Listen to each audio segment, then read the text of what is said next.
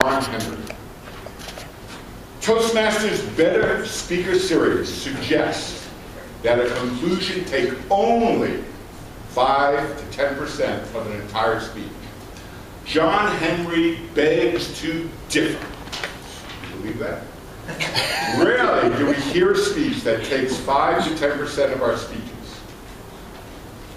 Our conclusions need to make the most of, exploit, maximize, leverage, capitalize on, and take advantage of the last 5 to 10% of our speeches. Come on, people, give it up for the one, the only, Jon Henry, the forceful founder of our Focus of Life Club, vibrant small business vendor, clever communications coach, and masterful music manager.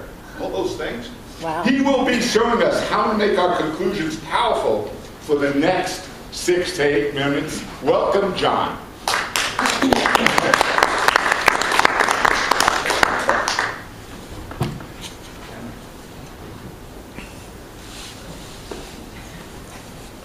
When is the last time that you heard a conclusion to a presentation that really did it justice?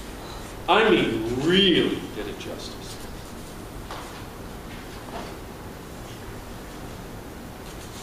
I suggest that it's very rare and uncommon.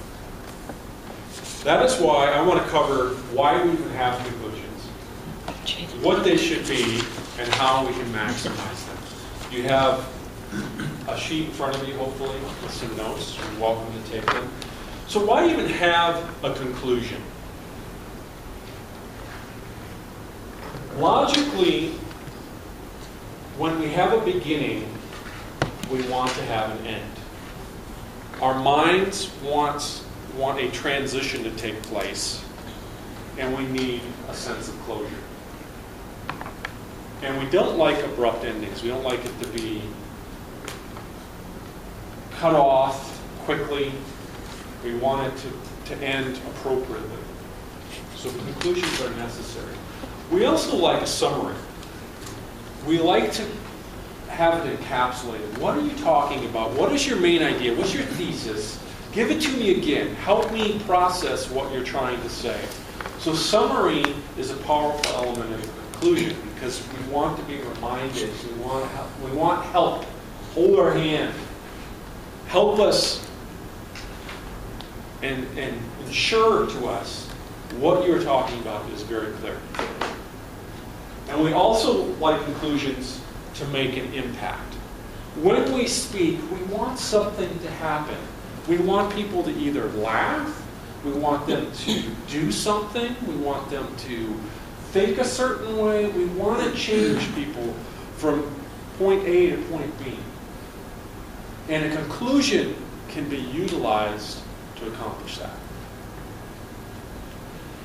So what can we do to finish our speeches? First of all, use uncommon quotations. If we use a common quotation, it's boring because we've all heard that before. So it was great when Fred gave us a quote this morning that I'd never heard that quote before. That was interesting. That pulled me in, and that added credibility to what he was talking about with the history of bikes. Here's an example. It is more fun to arrive at a conclusion than to justify it. Malcolm Forbes. Second way we can finish is to use a quick anecdote or a story. My very first sermon.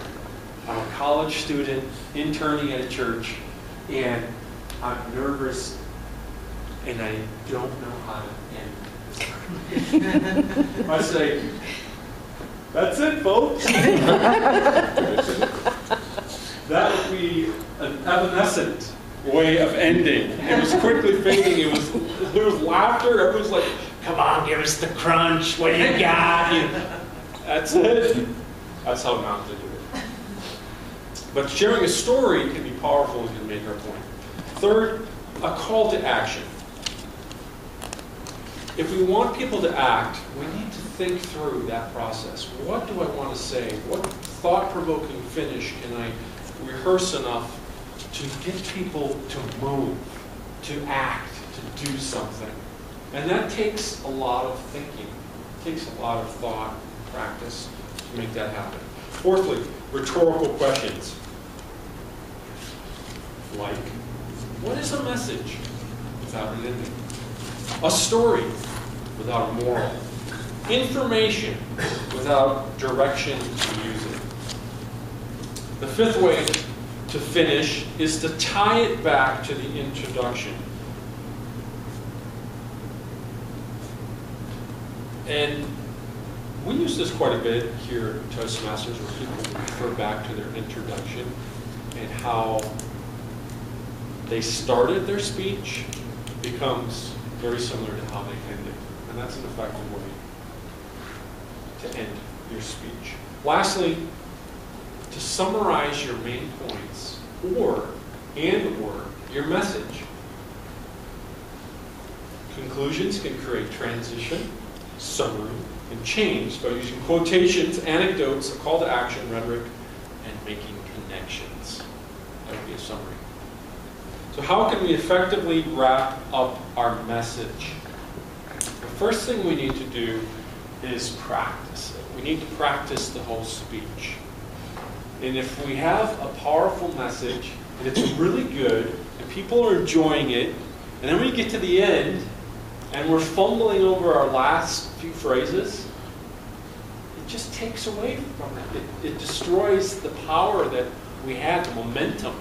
We lose it. So practicing that conclusion is critical. And I know I'm guilty of not giving it enough attention. And I think it's real easy to, because sometimes we're scrambling to put speeches together towards the last minute, and we haven't given it enough time. Just give it a little bit more time. Think through, practice, rehearse that last section of your speech. And this leads us to employing the entire 20 to 40 seconds. That's 5 to 10% of 7 minutes is 20 to 40 seconds. Utilize that whole amount instead of a quick 10-second phrase. Give it the whole 40 seconds. I don't think we do that enough. That's my observation. I could be wrong. I don't think we utilize it all. And so practice is critical, because if we practice our speech and it's going long, and sometimes our speeches go long, then we're rushing at the end and we don't get to utilize that whole 40 seconds. It just gets crammed into a quick 10-second, and we're off. So we're not maximizing, we're not employing the entire section that we can use to leave people with. Lastly, postpone any new material. It is so tempting when we get a new thought in our mind and we have not rehearsed. I'm just going to talk about that for a little while. And that can ruin what we're trying to say. And it certainly can take away, because we've spent all this time thinking about a great ending, and then we add new material to it. Whoops. To come to the end of our speech and not have a powerful ending is like baking a cake and not frosting it. No, that's not good. It's like baking a cake, frosting it, and not eating it.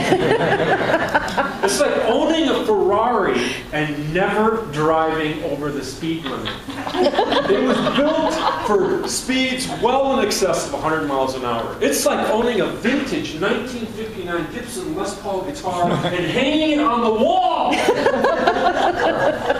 and never playing it. It's like owning a Cannondale, $1,700 Cannondale road bike and letting it collect dust in the garage. The Cannondale was built to be ridden on the road, and our powerful presentations are meant to finish with force. Mr. Toastmaster.